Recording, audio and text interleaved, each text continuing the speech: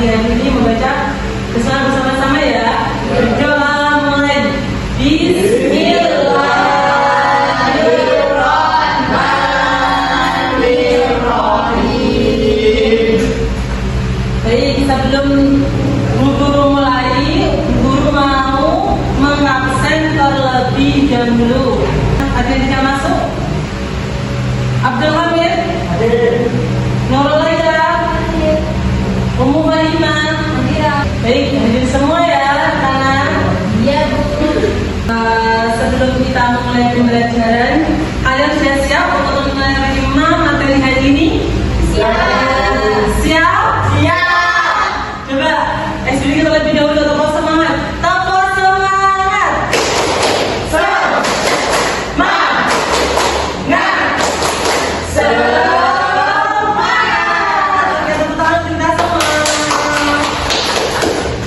Oke, sebelum mulai juga tulisannya dirapikan terlebih dahulu. Mas Soekarno? Mbak Kadima? Oke, sudah. Di kelas 10 ini kita akan mempelajari pengertian Al-Quran lebih detail lagi. Pengertian menurut para ulama dan nama-nama lain dari Al-Quran. Coba, Bu Guru mau tanya lagi. Karena kita sekarang udah kelas 10, kemarin waktu kalian di kelas MTS atau SMP, kalian memaknai pengertian Al-Quran itu seperti apa? Coba diterangkan, Mbak Feby. Kalam yang diturunkan kepada Nabi Muhammad secara mutawatir. Kalau Allah yang diturunkan kepada Muhammad secara mutawatir. Kalau yang lain coba Mas Aski, pengertian Al-Quran yang kamu ketahui waktu dulu di bangku SMP PNS.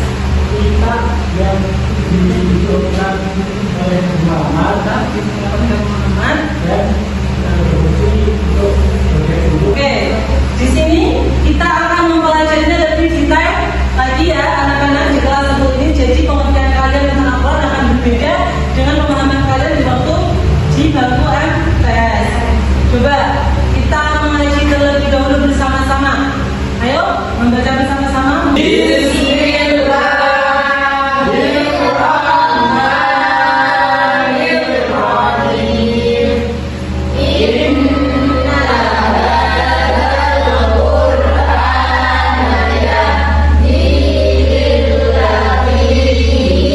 Oke, dalam ayat ini coba kalian tadabburi.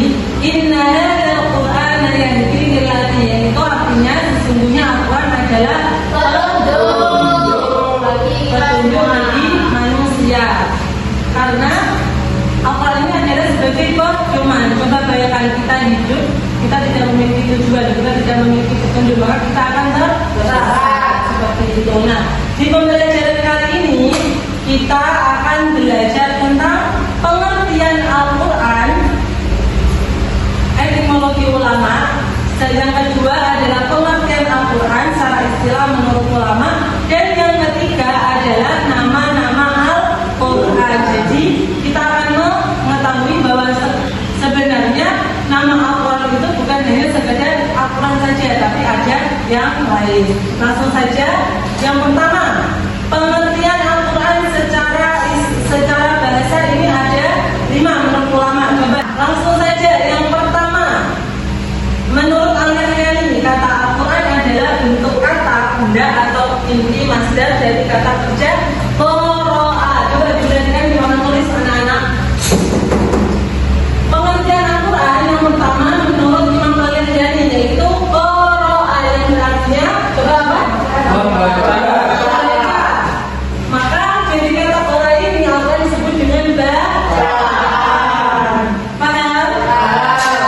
Menurut Al-Ashmari, kata Quran berasal dari lafaz corona, bukan corona covid itu ya. Corona yang artinya menggabungkan sesuatu dengan yang lain. Kenapa bisa dikatakan menggabungkan? Coba baca. Maksudnya apa, Mbak Umu?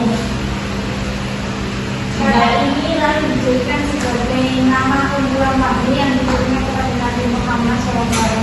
Pendapat ini juga berdasarkan pada kenyataan dan surat ayat-ayat yang diturunkan Al-Quran saling berkaitan dan saling menggabungkan. Jadi dikatakan menggabungkan karena gabungan dari surat, ayat dan juga huruf Al-Quran.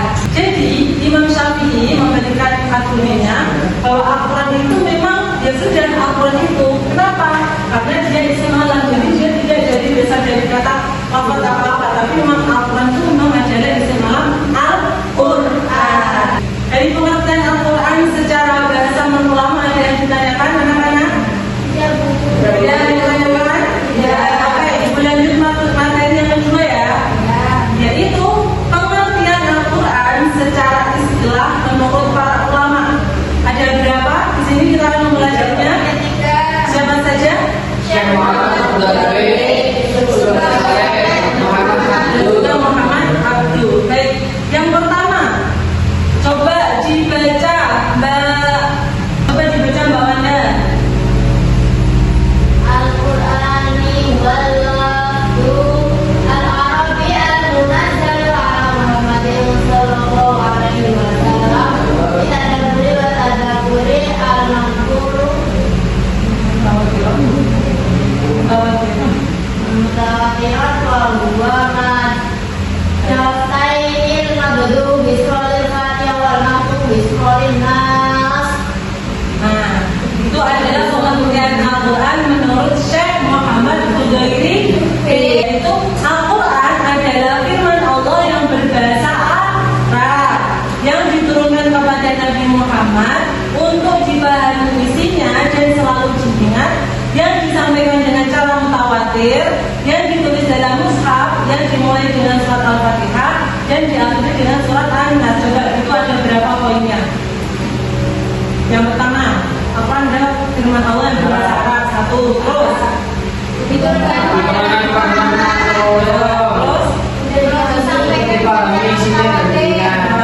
terus ditulis dalam mushaf, dimulai dengan surat Al-Fatihah dan diakhiri dengan surat An-Nas. Jadi ada 5 poin menurut Syekh Muhammad Qudairi.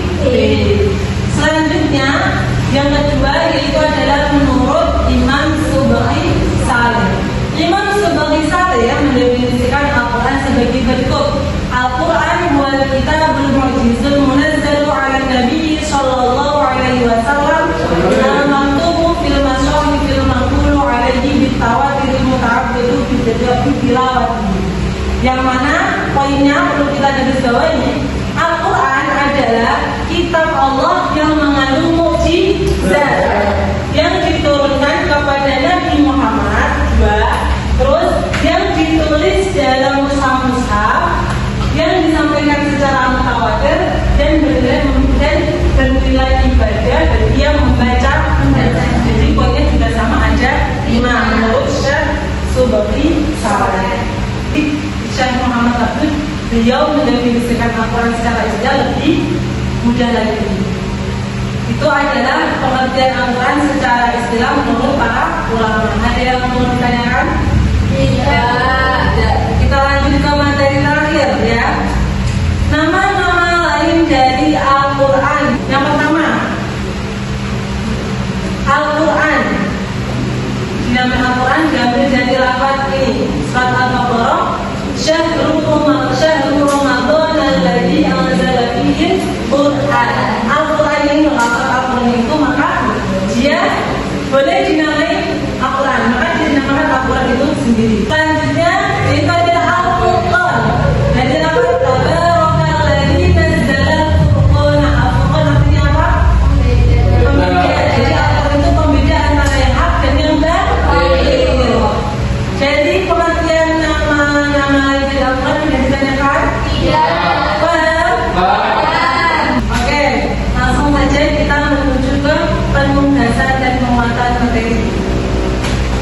Di sini Ibu ingin kalian membentuk kelompok 3 kelompok. 3. 1, 2, 3. Sekarang untuk kemarin 1, 2, 3 dan ini sudah masuk sekarang. Silakan. Ya, silakan yang 4. Oke, akan diperhatikan di sini Ibu memiliki penugasan untuk kalian 3 kelompok. Nanti Ibu guru akan memberikan kalian satu persatu poin materi yang sudah kita pelajari terkait pengertian Al-Quran secara bahasa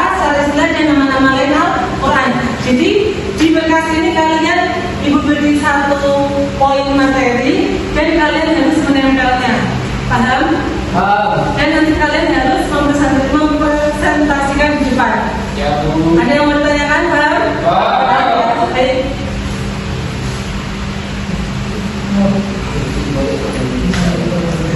Ini nanti kalian menerangkan nama lain Al-Quran. Ini penjelasan para istilah.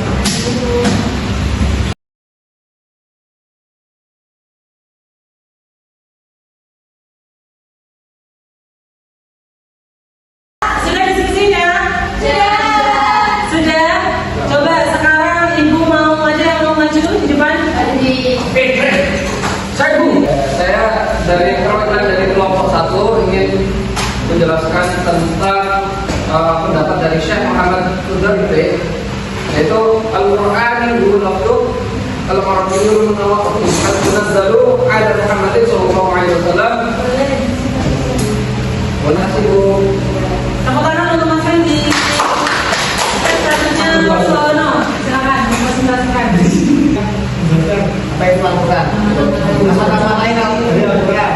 Yang pertama Al-Quran sudah jelas dan Al-Quran itu Tepuk tangan Mas Sono. Oke, selanjutnya dari kelompok ini.